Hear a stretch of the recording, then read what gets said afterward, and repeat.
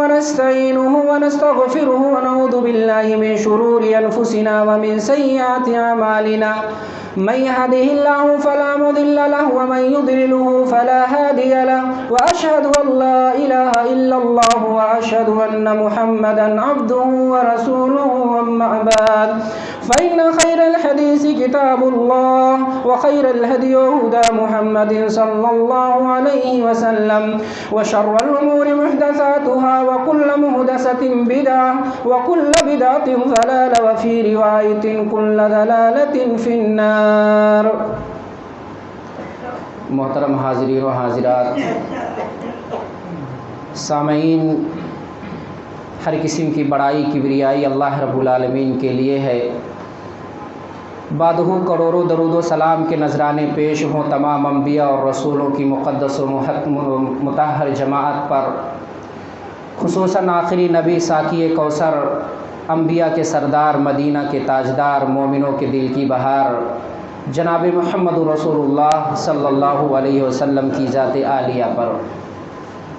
آج کے اس خطبہ جمعہ میں جو عنوان آپ کے سامنے لے کر کے حاضر ہوا ہوں، وہ عنوان ہے محرم الحرام، احکام، فضائل اور اس ماہ محرم کے اندر جو بدعات و خرافات لوگ انجام دے رہے ہیں، اس کی رد میں انشاءاللہ اپنے علم کے مطابق، اپنی وسعت کے مطابق آپ کے سامنے چند باتیں رکھوں گا۔ اللہ رب العالمین سے دعا کرتا ہوں کہ اللہ رب العالمین ہمیں اس مہینے کی مقدس مہینے کی حرمت بجا لانے اور اسی طرح سے بے شمار نیکیاں کرنے کی اللہ رب العالمین توفیق دے۔ محترم سامعین، محرم الحرام یہ اسلامی سال کا پہلا مہینہ ہے۔ یہ وہ مہینہ ہے جسے اللہ رب العالمین نے اپنا مہینہ قرار دیا۔ قرآن مقدس کے اندر اللہ رب العالمین نے مہینوں کی گنتی بیان کی، ذکر کیا، کہا مہینوں کی گنتی اللہ رب العالمین کے نزدیک 12 ہے۔ اللہ رب العالمین قرآن مقدس کے اندر ارشاد فرماتا ہے ان عدت الشہور عند اللہ 12 شہرا فی کتاب اللہ یوم خلق السماوات والارض، کہ مہینوں کی گنتی اللہ رب العالمین کے نزدیک 12 ہے، اور یہ گنتی اسی دن سے ہے جس دن سے اللہ رب العالمین نے آسمان اور زمین کی تخلیق فرمائی، اور اس کے اندر 4 مہینے حرمت والے ہیں۔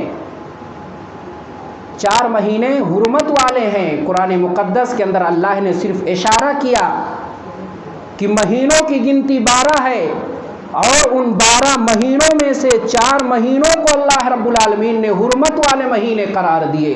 وہ 4 مہینے کون ہیں؟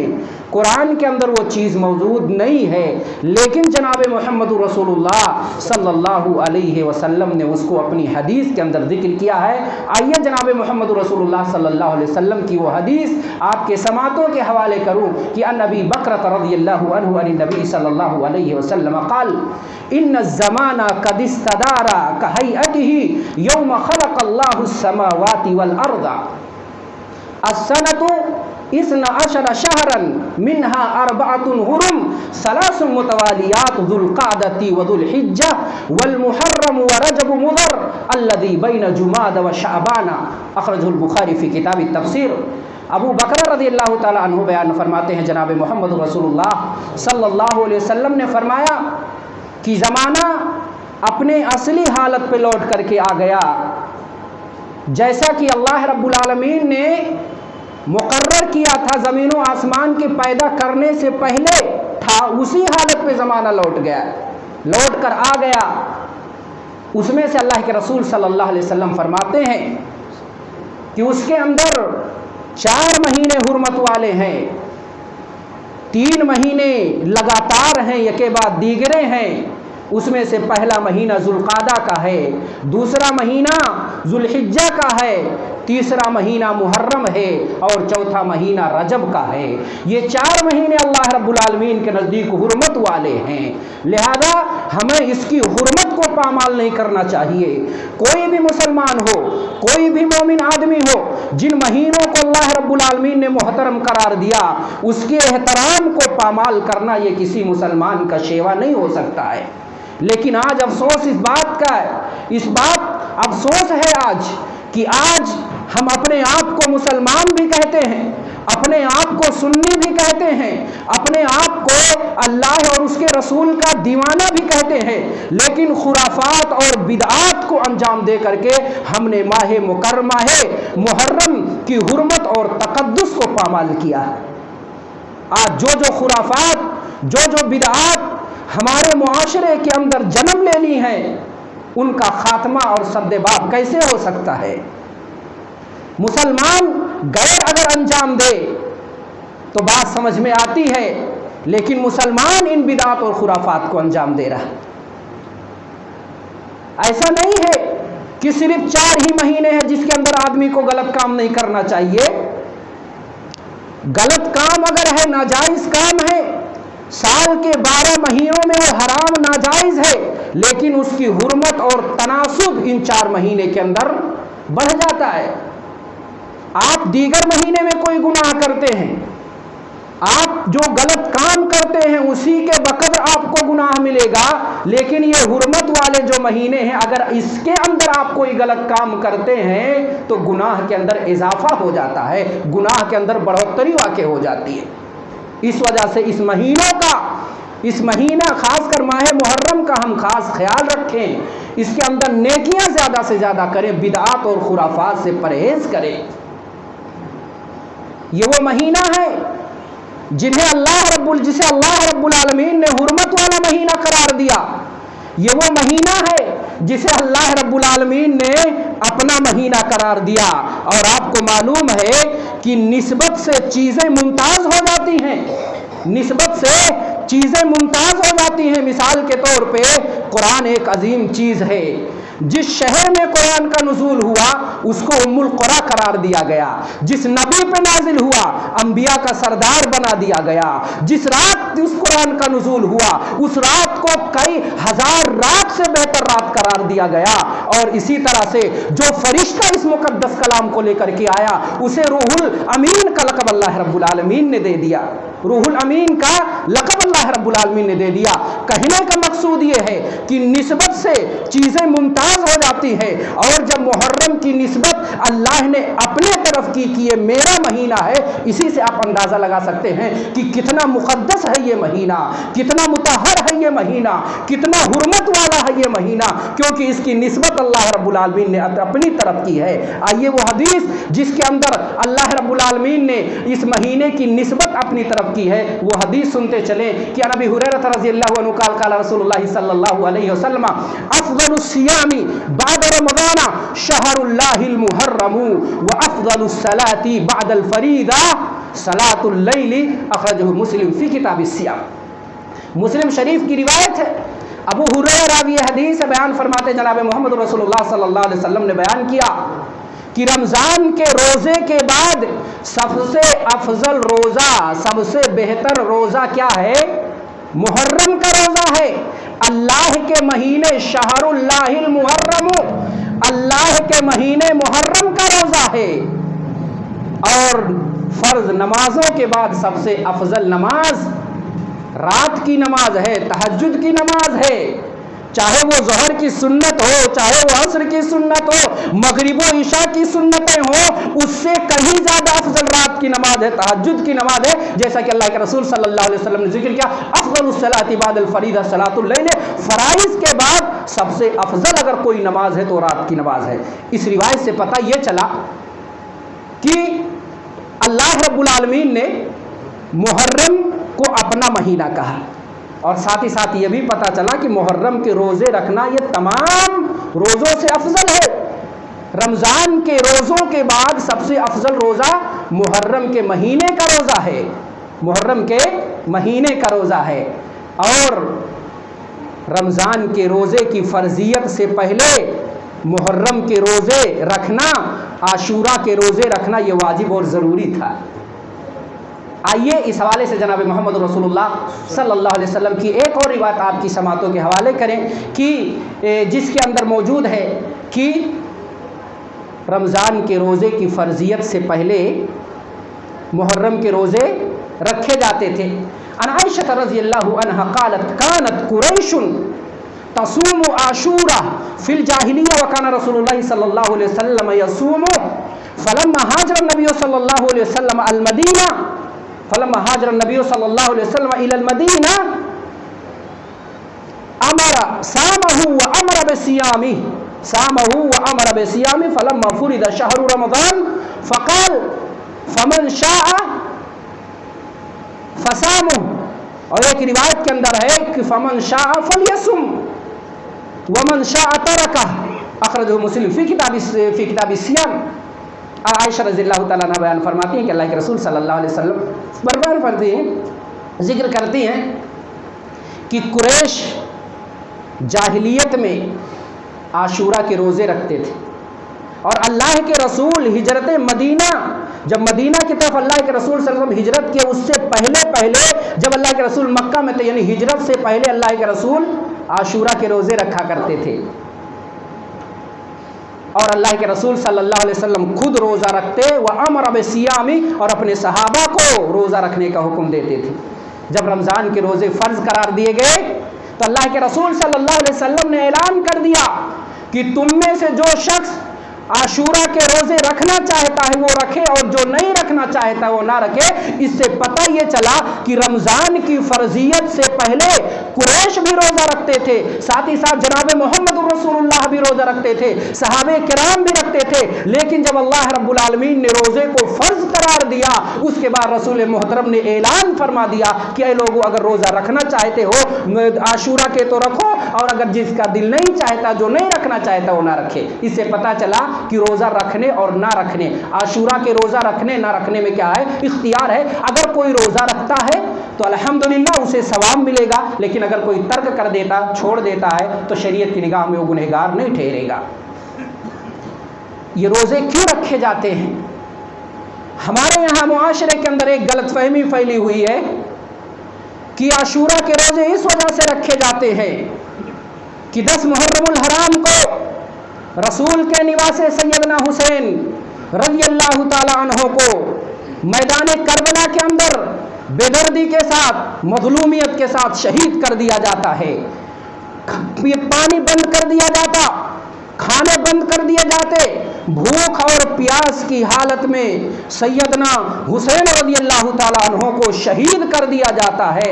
لہذا اسی بنیاد پہ ہم عاشورہ کے یا محرم کی 10ویں تاریخ کو روزہ رکھتے ہیں. حالانکہ یہ فہم، یہ سمجھ سراسر جناب محمد رسول اللہ صلی اللہ علیہ وسلم کی حدیث کے خلاف میں ہے. یہ روزے کیوں فرض کیے گئے؟ یہ روزے کیوں رکھے جاتے ہیں؟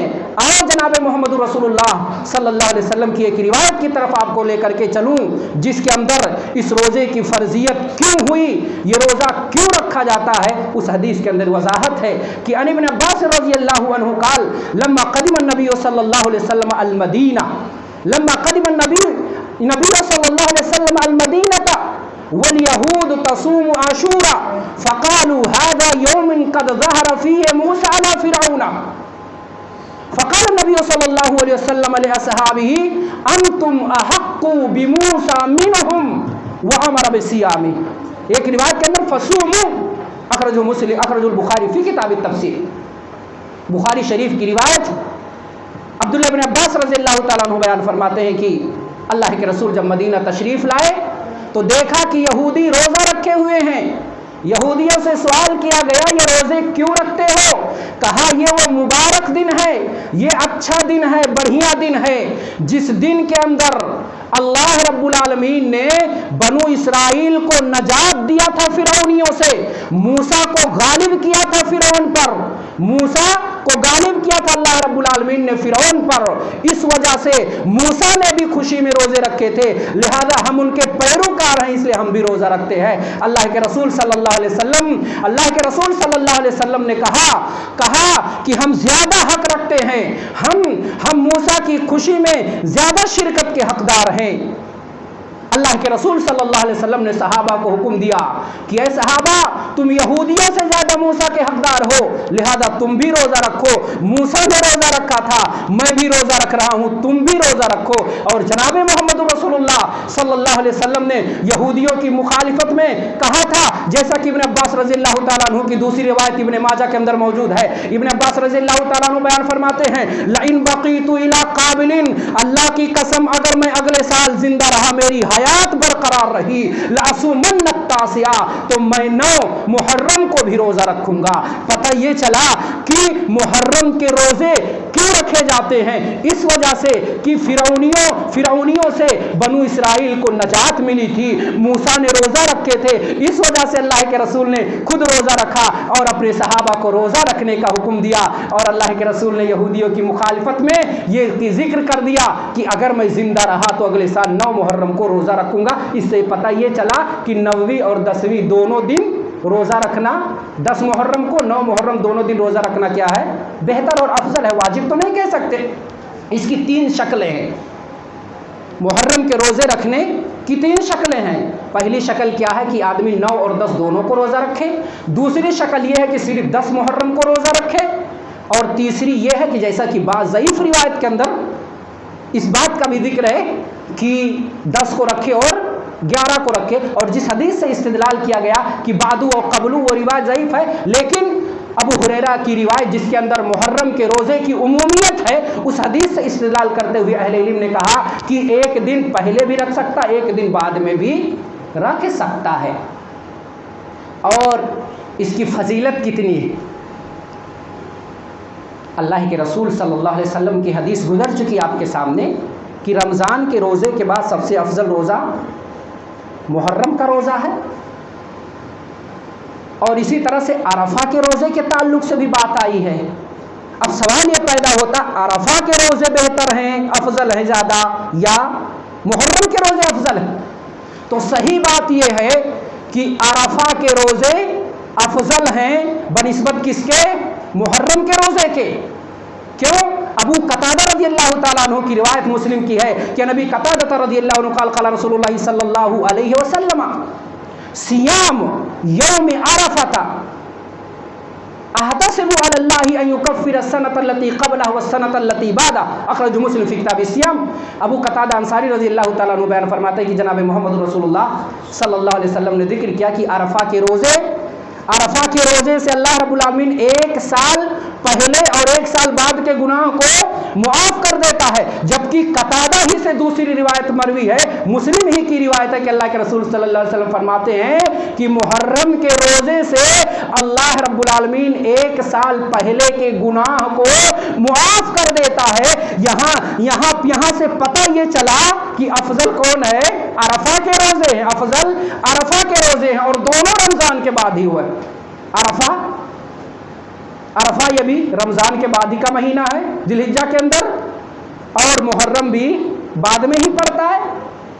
तो बादियत में दोनों मुत्तफिक है, लेकिन अफजलियत के अंदर अरफा के रोजे को अफजलियत ज्यादा है बनिस्बत किसके, मुहर्रम के रोजे के।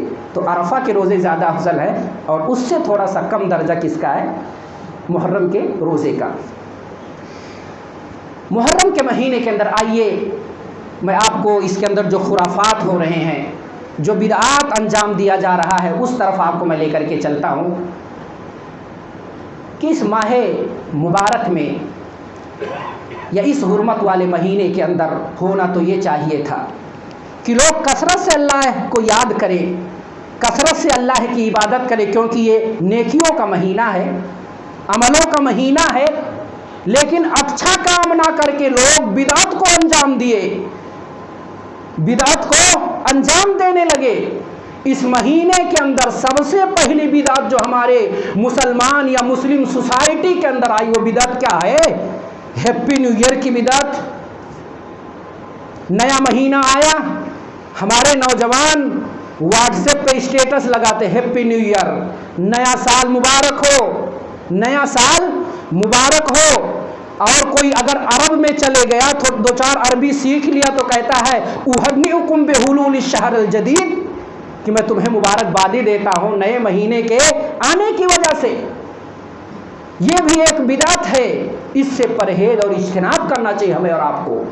اسلام کے اندر اس کا کوئی تصور نہیں ہے، صحابہ سے اس کا ثبوت نہیں ملتا، تبع تابعین سے اس کا ثبوت نہیں ملتا، اور یہاں تک کہ اس کا ثبوت کہاں سے ملتا ہے آپ کو؟ نصارہ کے یہاں سے، ان کے یہاں ہیپی نیو ایئر، اور مسلمان انہی کی نقالی کرتے ہوئے آج واٹس ایپ اور میسج کے ذریعے ہیپی نیو ایئر بھیجتا ہے، باپ بیٹے کو، بیٹا باپ کو۔ جیسے ایک اور بدعت ہمارے سماج کے اندر کہ اگر کسی نے لکھ کے دے دیا صبح میں گڈ مارننگ، تو ہمارا بچہ یا ہمارا نوجوان جواب میں وہ بھی گڈ مارننگ لکھتا ہے۔ اگر سلام لکھ دو 30 نیکی مل جائے، السلام علیکم رحمۃ اللہ لکھو 30 نیکی، اور جواب بھی بوا سامنے والا وعلیکم السلام ورحمۃ اللہ ہی وبرکاتہ 30 نیکی۔ ایک سلام پہ 30 نیکی، وہ نہیں ہوتا ان سے۔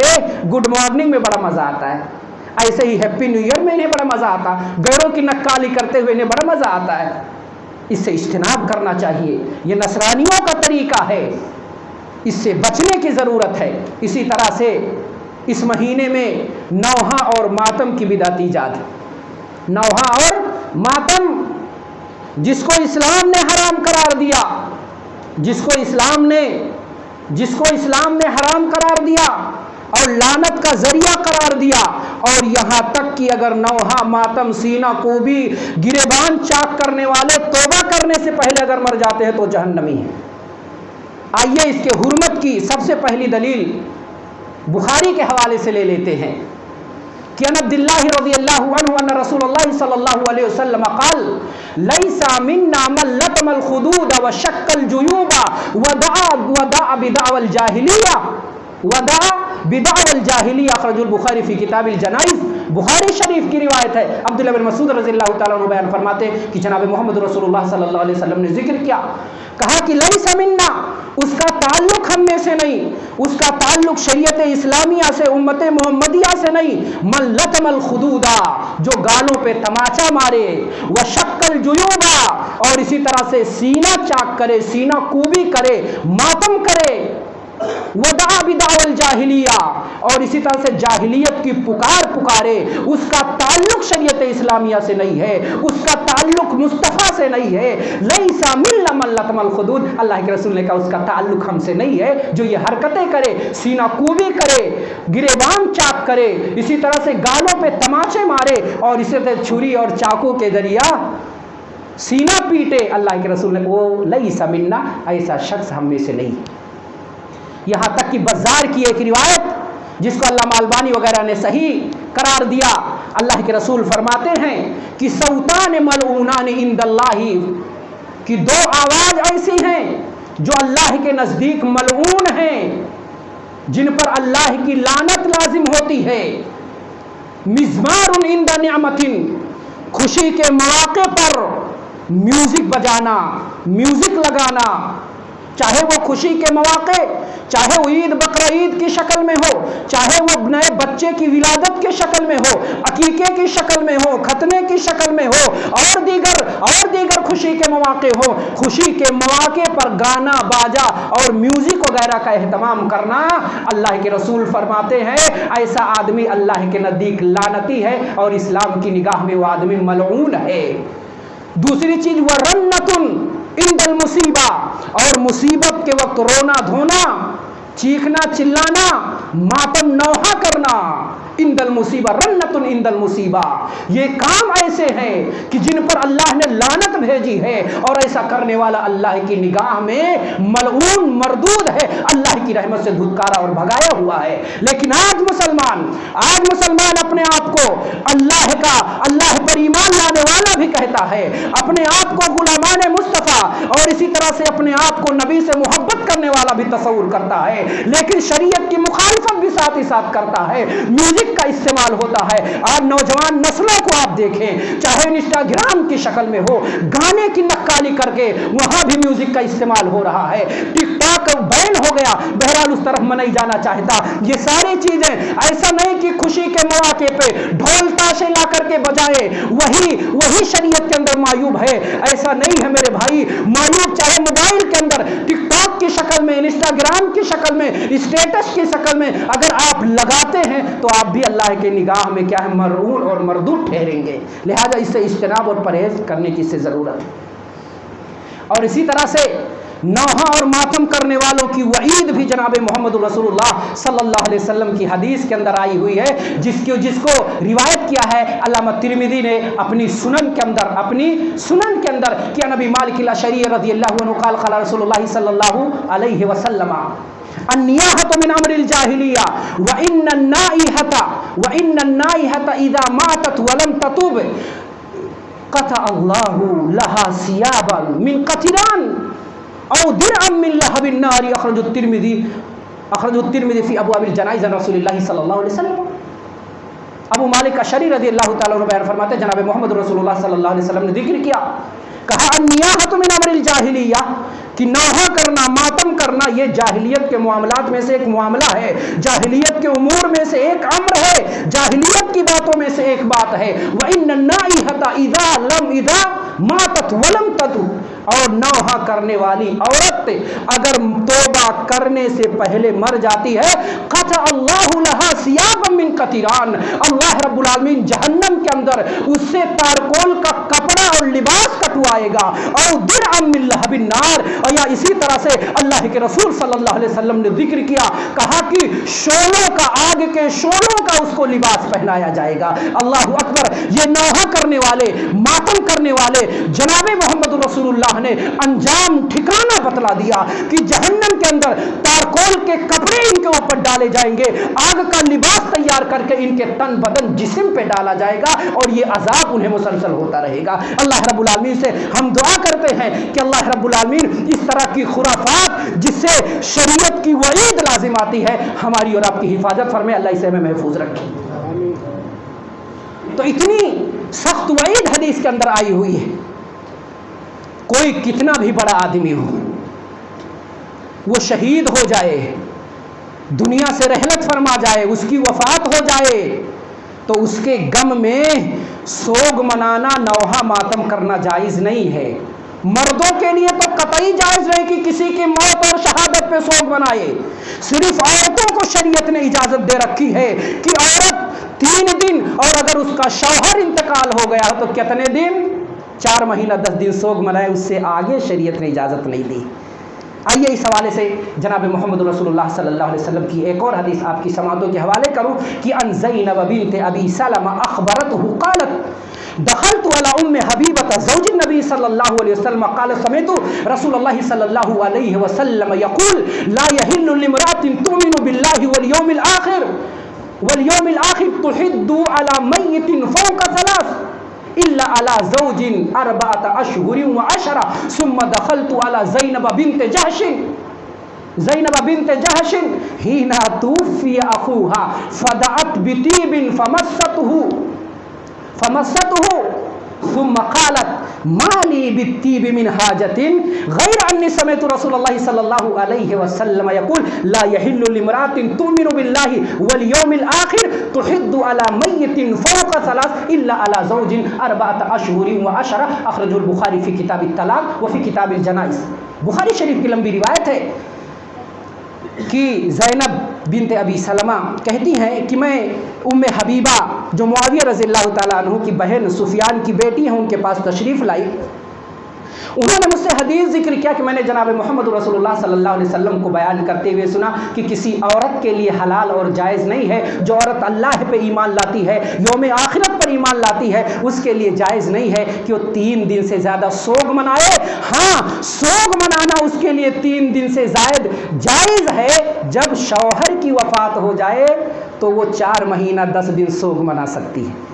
پھر کہتے ہیں کہ میں زینب بنت جحش کے پاس گئی جس وقت ان کا بھائی انتقال کر چکا تھا، نبی محترم صلی اللہ علیہ وسلم کے سالے انتقال کر گئے، اس وقت یہ پہنچی، دیکھتی ہیں کہ زینب نے خوشبو منگایا، اور آپ کو معلوم ہے کہ سوگ میں اگر آدمی عورت سوگ منا رہی تو وہاں خوشبو نہیں استعمال کر سکتی، زیورات نہیں پہن سکتی، انہوں نے خوشبو منگائی اور خوشبو کو اپنے بدن پہ استعمال کیا، لگایا، کہا کہ مجھے خوشبو کی کوئی ضرورت نہیں تھی، لیکن میں نے جناب محمد رسول اللہ سے حدیث سنی ہے، وہ حدیث یہ ہے کہ کسی عورت کے لیے جائز نہیں ہے کہ وہ 3 دن سے زیادہ سوگ منائے سوائے اپنے شوہر پر، کہ اگر شوہر وفات پا جائے تو 4 مہینہ 10 دن سوگ منا سکتی۔ اب اگر سیدنا حسین رضی اللہ تعالیٰ عنہ 10 محرم الحرام کو میدان کربلا میں شہید کر دیے گئے، تو کیا اب اس دور میں ہمارے اور آپ کے لیے سوگ کا منانا جائز ہو سکتا ہے؟ اگر سوگ منانا جائز ہوتا تو ائمہ سوگ مناتے، لیکن کہیں سوگ منانے کا ثبوت نہیں ملتا۔ ہمیں بھی تکلیف ہوتی ہے، شہید کیے گئے، ہمیں بھی تکلیف اور درد ہے۔ ظالموں نے اتنا ظلم کیا، تاریخ گواہ ہے۔ میں اس پہ نہیں جانا چاہتا کہ اس کے اندر یزید شامل تھا یا یزید شامل نہیں تھا، ابن زیاد کا ماجرا تھا یا نہیں تھا، میں اس لائق ہی نہیں سمجھتا کہ ان کا تذکرہ کروں، ورنہ مدح کے قصیدے گڑھنے والے ہزاروں کی تعداد میں ہزاروں پیج پہ کتابیں لکھ بیٹھتے ہیں جس سے کوئی حاصل ہونے والا نہیں۔ معاملے کو اللہ کے سپرد کر دے، تلک امت قد خلت لہا ما کسبت، جو کمائے ہوں گے اللہ کے انہیں بھرنا پڑے گا، حساب دینا پڑے گا۔ اگر یزید اس کے اندر شامل تھا تو یزید مسئول ہوگا اللہ رب العالمین کے بارگاہ میں، اور اگر وہ مسئول اگر اس نے نہیں کیا ہے تو اللہ اس کا حساب لے گا، اللہ کے پاس وہ جواب دے گا کہ میں نے کیا یا نہیں کیا۔ ہم اس پہ چلا کر کے، ہم اس کے مدح میں قصیدے گا کر کے، ہم اس کے مذمت میں جو ہے لان اور تان کے پل باندھ کر کے کیا حاصل ہونے والا اس سے؟ ہمیں بھی درد ہے، لیکن درد کا یہ مطلب نہیں کہ ہم نوحہ کرے، ماتم کرے، سینہ کوبی کرے، شریعت کی خلاف ورزی کرے۔ محرم کا مہینہ ہے، احترام کیجئے، تقدس کو پامال مت کیجئے، اللہ کے رسول کی تعلیمات پر عمل کیجئے جو کرنے کا جناب محمد رسول اللہ صلی اللہ علیہ وسلم نے حکم دیا۔ اسی طرح سے اس مہینے میں صحابہ کو گالیاں دی جاتی ہیں، صحابہ کو گالیاں دی جاتی ہے، حالانکہ انہیں نہیں پتا کہ اللہ کے رسول صلی اللہ علیہ وسلم نے اپنے صحابہ کے بارے میں ذکر کیا تھا، کہا تھا کہ من سبا صحابی، جس نے میرے صحابہ کو گالی دی، میرے صحابہ کو برا کہا، فعلیہ لعنت اللہ والملائکۃ والناس اجمعین، اس پر اللہ کی لعنت ہو، اسی طرح سے اس پر فرشتوں کی لعنت ہو، اور سارے لوگوں کی وجہ سے شخص پہ لعنت ہو جو میرے صحابہ کو گالی دے۔ جناب محمد رسول اللہ صلی اللہ علیہ وسلم نے یہ بھی ذکر کر دیا تھا، لا تسبوا صحابی لا تسبوا صحابی فوالذی نفسی بیدہ لو ان احدکم انفق مثل احد ذهبا ما بلغ مد احدهم ولا نصیفا۔ صحابہ کا مقام اللہ کے رسول نے بتا دیا، کہا میرے صحابہ کو برا نہیں کہنا، میرے صحابہ کو لام تان اور تنقید کے خراب پہ نہیں رکھنا۔ اللہ کی قسم جس کے ہاتھ میں محمد کی جان ہے، تم میں کا کوئی آدمی احد پہاڑ کے برابر سونا خرچ کر کے، صحابہ نے جو ایک چھٹاک ایک پوا اللہ کے راستے میں خرچ کیا ہے، اور اس چھٹاک اور پوے کو خرچ کرنے پہ جو اللہ نے انہیں ثواب دیا ہے، تم احد پہاڑ کے برابر سونا اور چاندی اللہ کے راستے میں خرچہ کر دو، صدقات و خیرات کر دو، اتنا ثواب نہیں پا سکتے جو صحابہ ایک مد ایک چھٹاک خرچ کر کے ثواب اللہ کے حاصل کر لیے۔ اور ایک کہاوت ہے کہ سورج پہ اگر انسان تھوکنے کی کوشش کرے گا، تھوک اس کے اوپر ہی گرے گا۔ صحابہ کو اگر گالیاں دو گے، انجام تمہیں ہی بھگتنا ہے، کیونکہ صحابہ کی جماعت یہ اللہ رب العالمین نے انہیں سے عادل قرار دیا، صحابہ کو عادل قرار دیا۔ اللہ کے رسول نے جنت کی بشارت دی۔ ابو بکر رضی اللہ تعالیٰ عنہ پہ کیچڑ اچھالا جاتا ہے، اللہ کے رسول نے جنت کی بشارت دی۔ کہا ابو ہریرہ جنت کے کہا ابو بکر جنت کے 8 دروازے تمہارے استقبال کے لیے کھول دیے جائیں گے۔ عمر کی بات کرتے، کیا شہادت صرف شہادت حسین ہی؟ کیا اس سے پہلے بے دردی کے ساتھ لوگ نہیں شہید کیے گئے؟ سیدنا عمر فاروق مصلی پہ فجر کی نماز پڑھا رہے ہوتے ہیں، ابو لولو فیروز نامی آدمی آ کر کے مصلی پہ 7 مرتبہ خنجر سے وار کرتا ہے، سیدنا عمر فاروق اسی وار سے شہید ہوتے ہیں، نماز پڑھا رہے ہوتے ہیں۔ اس دشمن نے 1 مرتبہ خنجر سے وار کیا، حضرت عمر نماز پڑھا رہے ہیں، دوسری بار وار کیا، عمر نماز پڑھا رہے ہیں، تیسری بار، چوتھی بار، 5ویں، 6ویں 7 مرتبہ خنجر سے وار کیا۔ آخری خنجر سے جو اس نے وار کیا، پیچھے سے گھونپا، پیچھے سے اس نے زخم دیا، اور آگے ناف کے نیچے سے خنجر کا آگے کا حصہ نکل۔ حضرت عمر رضی اللہ تعالیٰ عنہ بیٹھ جاتے، ایک صحابی بڑھ کر کے نماز پڑھاتے. کیا تمہیں عثمان کی شہادت نہیں یاد آتی؟ کیا عثمان بے دردی کے ساتھ نہیں شہید کیے گئے؟ کھانا پانی بند کر دیا گیا، 40 دن تک ان کے گھر کو گھیر لیا گیا، 40 دن تک وہ اپنے گھر میں محصور رہے. یہاں تک کہ ازواج مطہرات میں سے کسی نے سوچا کہ میں نبی کی بیوی ہوں، جاؤں، عثمان پیاسے ہوں گے، عثمان بھوکے ہوں گے، عثمان کو کچھ کھانے پینے کے لیے دے دوں. ظالموں نے نبی کی بیوی کو بھی نہیں چھوڑا. جس اونٹنی سے سوار ہو کر کے گئی تھی، اونٹنی پر اتنا تیز وار کیا کہ اونٹنی کا جو قدم اور جو اس کا پاؤں تھا کٹ کر کے زمین پہ گر گیا. قریب تھا کہ ام المومنین زخمی ہو جاتی، لیکن انہوں نے اپنے آپ کو سنبھال لیا. عثمان کی شہادت نہیں یاد؟ سیدنا علی کو کوفہ کی سرزمین میں ظالموں نے ذبح کر دیا. فجر کی نماز پڑھانے آ رہے تھے، عبد الرحمن ابن ملجم نے ذبح کر دیا. سازش کے تحت نماز پڑھانے کے لیے آ رہے تھے، راستے میں انہیں ذبح کیا. جب پتہ چلا حضرت حسن رضی اللہ تعالیٰ عنہ کو اونٹ لے کر کے جاتے ہیں تاکہ اپنے والد محترم کو لاؤں کوفہ سے اور مدینہ کے اندر دفن کر دوں. راستے میں لے کر کے آتے ہیں، چند چوروں سے ملاقات ہوتی ہے. چوروں نے صندوق کو چھین لیا. علی کی لاش کہاں گئی؟ علی کہاں مدفون ہے؟ تاریخ اس سے خاموش ہے.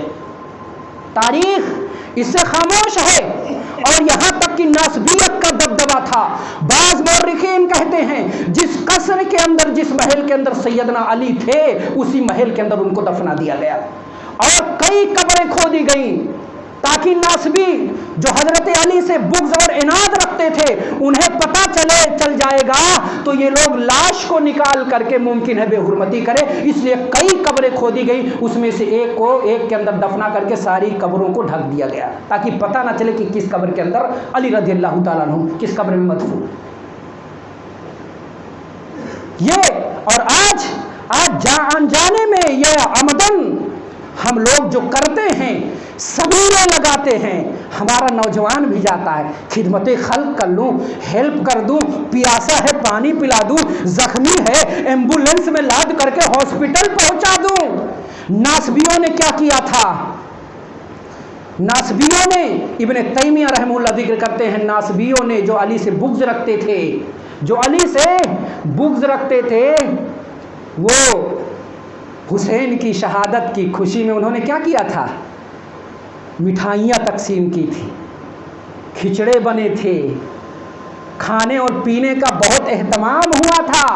آج اگر اللہ کی قسم ہمیں حسین سے اگر محبت ہے تو یہ تمام طریقے جو رائج ہیں اس سے آپ اجتناب کرے، پرہیز کرے. یہ سارے کھلانے پلانے کے جو طریقے ہیں یہ ناسبیوں کے طریقے ہیں جو حضرت علی سے دشمنی رکھتے تھے، سیدنا حسین رضی اللہ تعالیٰ عنہ سے دشمنی رکھتے تھے.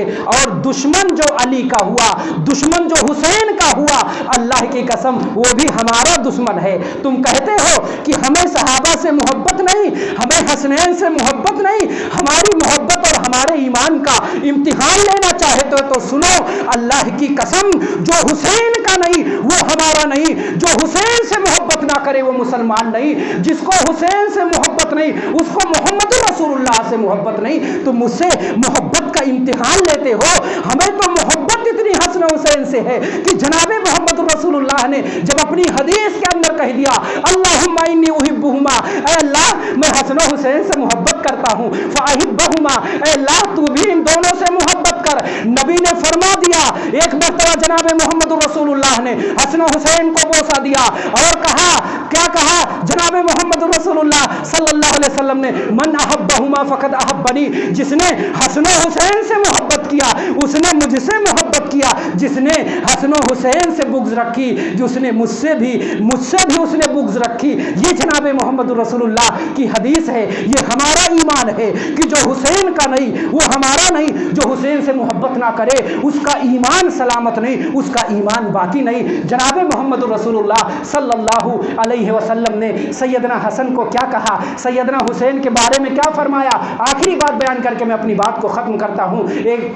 ایک آدمی سرزمین عراق سے آ کر کے سیدنا ابن عمر رضی اللہ تعالیٰ عنہ سے سوال کرتا، کہتا ہے کہ اگر کوئی مچھر مار دے یا مکھی مار دے، اس کا خون کپڑے وغیرہ کے اندر لگ جائے تو اس کا کیا حکم ہے؟ ابن عمر رضی اللہ تعالیٰ عنہ نے کہا تھا کہ یسأل عن دم البعوض، یہ جو ہے مچھر کے خون کے تعلق سے سوال کر رہا، وقد قتلوا ابن رسول اللہ صلی اللہ علیہ وسلم، ان ظالموں نے دھوکے سے حضرت حسین کو قتل کیا، اس پہ اس نے سوال نہیں کیا کہ کوئی کسی مسلمان کو قتل کر دے تو اس کا کیا حکم ہے، مچھر کے بارے میں سوال کرنے آیا ہے۔ میں نے جناب محمد رسول اللہ سے سنا، ان الحسن والحسین ریحانتان من الدنیا، حسن و حسین تو میرے دنیا کے دو پھول ہیں۔ تو بالغرض کہنے کا مقصود میرے بھائی یہ ہے کہ محرم الحرام یہ حرمت والا مہینہ ہے، اس کی تقدس اور اس کی حرمت کو پامال نہ کریں، اس میں جو کرنے کا حکم اللہ اس کا رسول دے رہے ہیں اسے بجا لائیں، اور اسی طرح سے جس سے بچنے کا حکم شریعت دے، جس سے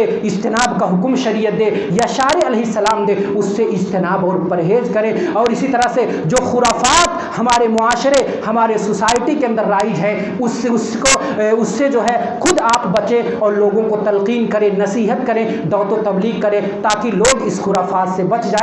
اللہ رب العالمین سے ہم دعا کرتے ہیں کہ اللہ رب العالمین ہمیں صحابہ سے سچی محبت کرنے والا بنائے، ہمیں حسن و حسین سے محبت کرنے والا بنائے، کیونکہ جو صحابہ سے نہ محبت کرے، حسن و حسین سے محبت نہ کرے، نہ تو اس کا ایمان ہے، نہ ہی لفظ اسلام یا مسلمان کا لفظ پر منطبق ہو سکتا ہے۔ اللہ رب العالمین ہمیں حق بات کہنے کی توفیق عنایت فرمائے۔ پروردگار جب تک ہمیں زندہ رکھے، ایمان پر توحید پر زندہ رکھے، اور خاتمہ ہو تو خاتمہ بالخیر ہو، اور ہمارے دل اپنے مسلمان بھائی کے لیے پاک و صاف ہو۔ وأقول قولي وأستغفر لي ولكم ولسائر المسلمين فاستغفروه إنه هو الغفور الرحيم۔ نماز قائم کی۔